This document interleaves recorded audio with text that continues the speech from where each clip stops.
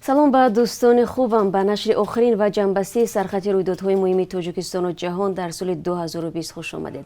соле ки мегузарад пуртаҳаввул буд, иборат аз хабарҳои хубу бад ва мо то ҳадди имкон аз он кӯшиш кардем шуморо сари вақт аз он чизе ки дар дунё мегузарад ошно кунем.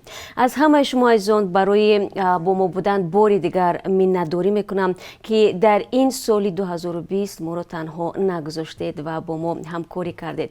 таманно мекунам ки дар соли нави милодӣ ки баъди 2 рӯзи дигар фаро мерасад, кору зиндагии ҳар яки шумо пурбор бошад ва албатта хабарҳои хубу хушбин кунанда бештар. ҳоло бо иҷозати шумо азизон рӯ меорам ба хабарҳо. оҷонсии авиатсияи шаҳрвандии Тоҷикистон дирӯз бо нашри як изҳорот сару садоҳо дар бораи оғози парвозҳои доимӣ байни Тоҷикистон ва Русияро беасос номид. ниёди мазкур менависад ки дар ин авохир баъзе расонаҳо дар бораи асаргирии парвозҳои доимӣ байни ин ду кишвар ва шурӯи фурӯши билетҳо хабар доданд ки ба ҳақиқат рост намеояд. оҷонсии авиатсия мегӯяд ки парвозҳои мунтазам миёни ин ду давлат танҳо баъди беҳтар шудани вазъи марбут бо COVID-19 имконпазир хоҳад шуд. бинобар ин шаҳрвандон дархост шудааст ки ба овозаҳои беасос бовар накунанд ва то нашри изҳороти расмӣ дар бораи барқарор кардани парвозҳои доимӣ аз харидани билетҳо худдорӣ варзанд. ин эълони оҷонсии авиатсияи шаҳрвандии Тоҷикистон дар ҳолест ки 31 декабр яъне фардо ҷадвали тасдиқнамудаи мақомоти тоҷику рус барои анҷоми парвозҳои чартерӣ аз Русия ба Тоҷикистон ба поён мерасад. рӯзи панҷшанбе ҳамагӣ 2 парвоз ва он ҳам аз Москав ба Душанбе дар назар гирифта шудааст. ва бояд гуфт ки маъмулан ҷадвали нави парвозҳо дар ҳафтаи аввали ҳар моҳ эълон мешавад. дар сурати ба дасти мо расидани хабари нав вобаста ба марзу парвозҳо ҳатман бароятон хоҳем гуфт, то шумо азизон дар ҷараён бошед. ширкати ҳавопаймоии Сомон Эйр бо нашри як эълон мегӯяд аз 12 январи соли оянда парвозҳои мунтазам ба самти Истанбул ва баргашт ҳафтаи 2 маротиба рӯзҳои сешанбе ва панҷшанбе иҷро хоҳанд шуд. вақти парвоз аз Душанбе 6:20 ва аз Истанбул 11:05 ба вақти маҳаллӣ мебошад. ҳамзамон Сомон Эйр аз қоидаҳои нави вуруд ба қаламрави Истанбул хотирнишон мекунад. тибқи он кулли мусофирон ҳатман бояд ниқоб ва дастпоши ҳифозатӣ дошта бошанд. пеш аз нишасти ҳавопаймо анкетаи махсусро пур намуда дар фурудгоҳи Истанбул ба хадамоти дахлдор супоранд. ҳамчунин ҳамаи мусофирони аз 6 сола боло аз ҷумла мусофирони транзитӣ бояд ҳатман маълумотномаи эмин будан аз COVID-19ро ки давоми 72 соат пеш аз вуруд дода шудааст пешниҳод намоянд. ҳамчунин ҳангоми вуруд ба фурудгоҳи Истанбул ҳамаи мусофирон аз санҷиши нишонаҳои коронавирус мегузаранд. дар афроде ки сурати COVID-19 муайян мегардад, як ҳафта дар макони дар анкета дард шуда ба карантин гирифта мешаванд. агар мусофир пешакӣ макони буду боши худро дар Туркия қайд накарда бошад, дар ҷои муайянкардаи Вазорати тандурустии Туркия ба карантин фиристода мешаванд. додгоҳи шаҳри Панҷакент собиқ сардори раёсати молияи ин шаҳрро ки ба гирифтани пора гумонбар мешуд баъди 3 моҳи ҳабс ва 230 000 сомони ҷарима озод кардааст. Камолҷон Азимӣ тибқи як шартномаи тендерӣ ба суръатҳисоби ширкати ободонии ватани шаҳри Хуҷанд аз маблағҳои буҷетӣ 510 000 сомонӣ интиқол додааст. ширкати мазкур бояд бо ин маблағ ба маркази саломатии шаҳри Панҷакент барои ташхиси COVID-19 таҷҳизоти рентгении рақамӣ дастрас мекард. Камолҷон Азимӣ ҳамчун пора аз намояндаи ширкат 31 000 сомонӣ тақозо намудааст. моҳи сентябр Азимӣ аз ҷониби кормандони прокуратураи шаҳри Панҷакент буздошт ва ба ҳабс гирифта шуд. рӯзи 18 декабр додгоҳ ба ӯ ҷарима таъин намуда аз толори суд озод намуд. намуди нав ва зудпаншавандаи коронавирус ки ибтидо дар Британия ташхис шуда буд, дар Иёлоти Муттаҳидаи Амрико, Ҳиндустон ва Амрикои Лотинӣ зуҳур намуда эҳтимол дар саросари олам тавсея ёбад. 29 декабр шумораи кишварҳое ки дар он намуди нави коронавирус ташхис шудааст ба 20 баробар шуд. бо ишора ба ин вазъ мақомдорони кишварҳои Аврупо, Ховари Миёна, Канада, Австралия ва чандин кишвари дигар равоо ва ҷашни соли навро маҳдуд карданд. расонаҳо менависанд ки сарфи назар аз вазъи нигаронкунанда оғози маъракаи ваксингузаронии зидди коронавирус бисёриҳоро умедвор кардааст ки эҳтимол дар фасли баҳору тобистони соли 2021 пандемияи коронавирус зери назорат қарор дода хоҳад шуд. рустами эмомалӣ ваъда додааст ки то моҳи сентябри соли оянда дар шаҳри душанбе беш аз 23 000 ҷойҳои кориро ташкил мекунад. шаҳрдории душанбе зимни ҷаласаи маҷлиси вакилони халқи пойтахт гуфтааст ки то ҷашни истиқлол дар соли 2021 беш аз 4 000 иншооти иқтисодӣ ва иҷтимоӣ ба истифода дода мешавад. ӯ мегӯяд соли ҷорӣ аз ҳисоби ба кор даровардани корхонаҳои мавҷуда дар душанбе тақрибан 24 000 ҷойҳои нави корӣ таъсис дода шудааст. дар тоҷикистон дар шароити пандемияи коронавирус шикояти корҷиёни тоҷик аз дастрасӣ ба кор бештар садо медиҳад.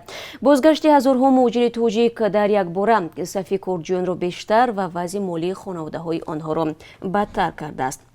ва сокинон ҳам мегӯянд бештари ҷойҳои кории холие ки сохторҳои шуғли аҳолӣ пешниҳод мекунанд маоши камтарин доранд ва шароити фаъолият на ҳамеша ба талаботу интизориҳои онҳо мувофиқ мебошад. кумитаи тафтишотии русия бар зидди алексей навални парвандаи ҷиноӣ боз намуда ин мунаққиди кремлро бо дуздидани садҳо миллион рубли бунёди мубориза бо фасод муттаҳам кард. ин бунёдро ки бо пули хайрхоҳон фаъол мебошад навални сарварӣ мекунад. навални ҳоло дар олмон ба сар мебарад. ӯ моҳи август баъди заҳролудшавиаш бо гази фалаҷкунандаи низомӣ ба ин кишвар интиқол ёфта буд. акнун суол ин аст ки оё ҳозир мешавад навални ба русия баргашта худро бо хатари зиндонишавии тӯлонӣ рӯбарӯ кунад. навални айбномаро беасос номида таъкид кардааст ки ин қассоси ҳукумат аст, зеро ӯ аз сӯи қасд ҷон ба саломат бурда нишон дод ки ин амали ҳукумат буд. ҳаводорони навални мегӯянд заҳролудкунии ӯ кӯшиши куштор будааст ки аз тарафи хадамоти амнияти давлатӣ таҳризӣ шуда буд. як шаҳрванди 24-солаи тоҷикистон дар Москав бо иттиҳоми ҳамлаҳои мусаллаҳона ва дуздиву роҳзанӣ ба 11 соли зиндон маҳкум шудааст. дӯстони шаҳри Москав мегӯяд бино ба фарзияи тафтишот воҳид субонқулов ҳамроҳи шариконаш аз моҳи сентябри соли 2018 узви гурӯҳе будааст ки ба шаҳрвандон ҳангоми интиқоли маблағҳои калон аз бозори Люблино ҳамла мекарданд. моҳи ноябри соли 2018 ин даста дар назди ин бозор ба марде ҳамла карданд. $59 000 дошт. онҳо ӯро бо 4 тир маҷрӯҳ карда ва пулро гирифтаву фирор намуданд. моҳи декабр дар ҳамон ҷо ҳамлагарон ду мардеро ҳадаф қарор доданд ки бо мошин зиёда аз 13 миллион рубл интиқол медоданд. онҳо яке аз қурбонёнро захмӣ карда пулро дуздидаву ғайб заданд. ин гурӯҳ дар ихтиёри худ силоҳҳои оташфишон ва муҳимоти ҷангӣ инчунин болға ва табар доштанд. хонандагони макотиби таҳсилоти ҳамагонӣ дар тоҷикистон то 10 январ таътили зимистона хоҳанд дошт. таътил аз 1 январ оғоз шуда муассилин аз 11 январ ба мактаб бармегарданд. намояндагони вазорати маориф ва илми тоҷикистон мегӯянд дар ин муддат баргузории олимпиадаҳои мактабӣ дар нақша гирифта шудааст. таътили ояндаи толибилмон дар фасли баҳор фаро расида аз 25 то 31 март идома хоҳад кард. зимнан дирӯз дар Москав ҳам масъалаи таътили зимистонаи мактаббачаҳо баррасӣ шуд ва мақомоти пойтахти Русия эълон карданд ки таътили зимистона як ҳафтаи дигар дарозтар шуда аз 1 то 17 январ давом хоҳад кард. мансабдорони Русия аз маҳдуд намудани пурраи кору ҳаракат дар пойтахт тавре дар ибтидои соли 2020 карда буданд худдорӣ намуда акнун бахшҳои мушаххасро дар мадди назар хоҳанд дошт. рӯзи 28 декабр Русия тасдиқ кард ки ба эҳтимоли зиёд шумораи қурбониҳо аз бемории COVID-19 дар ин кишвар баландтар аст омори расмӣ мебошад, зеро теъдоди зиёди фавтидагон ҳамчун марг аз COVID-19 сабт нашуданд. дар шаҳри бухтари вилояти хатлон сагҳои дайдуро безарар карданд, онҳоро аввал паронданд ва сипас оташ заданд. Зафар Ғиёсов, сардори идораи хоҷагии коммуналӣ гуфт, ки ин сагҳои дайду буданд, ки бар асоси шикояти раисони маҳаллаҳо нобуд карда шуданд. ӯ гуфт, феълан макони махсусе барои зинда нигоҳ доштани сагҳо надоранд ва онҳо маҷбур мешаванд, ки онҳоро безарар кунанд. сагҳои дайду дар шаҳру навоҳии Хатлон зоҳиран бештар шудааст, вале дар соли ҷорӣ шумораи онҳое ки аз газидани сагҳо осеб диданд камтар будааст, яъне 311 ҳолат кам гуфта мешавад.